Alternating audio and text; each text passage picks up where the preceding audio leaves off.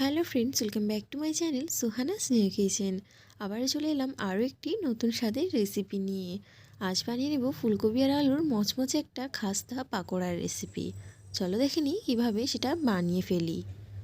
এখানে আমি ফুলকপিগুলো ছোট ছোট করে পিস করে নিয়েছি আর আলুগুলো আমি ভালো করে ছিলে রেখেছি।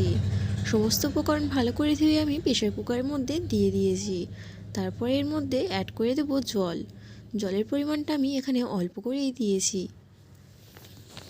তারপরে এর মধ্যে দিয়ে দেবো হাফ টিস্পুনেরই কম লবণ আর দিয়ে দেবো হাফ টিস্পুনেরই কম হলুদের গুঁড়ো দিয়ে আমি প্রেসার কুকারে প্রায় 2টো সিটি দিয়েই নামিয়ে নেব।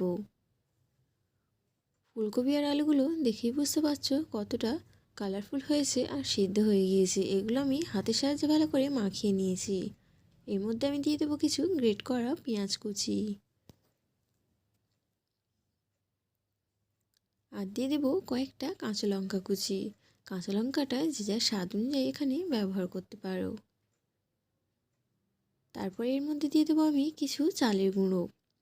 আমি এখানে প্রায় 3 টেবিল চামচ মতো চালের গুঁড়ো ব্যবহার করেছি। তোমরা চাইলে এর থেকে বেশিও কম দিতে পারো।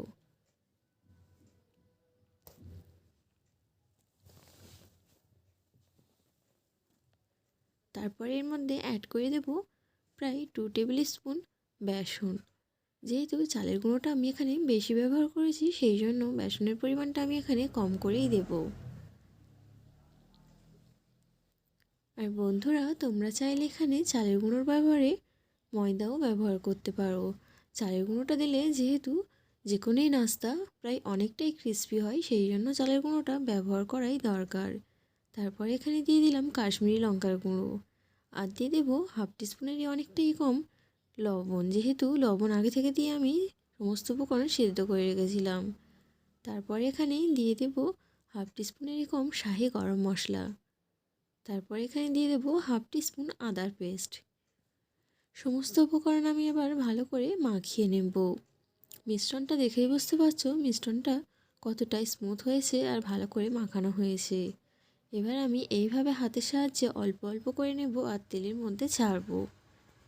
যেহেতু তেলটা আমি আগে থেকে কড়াইয়ের মধ্যে দিয়ে অনেকটাই গরম করে ফেলেছি, সেই জন্য এবার আমি আস্তে আস্তে তেলের মধ্যে এগুলোকে ছাড়বো। এইভাবে এক এক করে তেলের মধ্যে আমি এইভাবে এবার ছেড়ে দেব। আর মনে রাখবে গ্যাসের ফ্লেমটা খুব একটা জোরেও না আর খুব একটা আস্তেও দেবে না, প্রায় মিডিয়াম আঁচে রেখে এগুলো ভাজতে হবে। হাতে সময় নিয়ে আমি এইভাবে আস্তে আস্তে করে ভেজে নেব। আর ভাজাটা প্রায় কমপ্লিট হয়ে এসছে, তোমরা কালার দেখেই বুঝতে পারছো। পাকোড়াগুলো আমার প্রায় ভাজা হয়ে গিয়েছে, এবার এগুলো আমি তুলে নেব। আর পাকোড়াগুলো দেখেই বুঝতে পারছো কতটা ক্রিস্পি আর খাস্তা হয়েছে।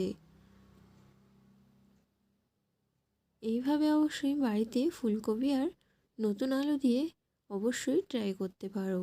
আর আমার চ্যানেলে যদি নতুন হয়ে থাকো, প্লিজ আমার চ্যানেলটিকে সাবস্ক্রাইব করে দিও। আর ভালো লাগলে কমেন্ট, শেয়ার এবং লাইক করতেও ভুলো না।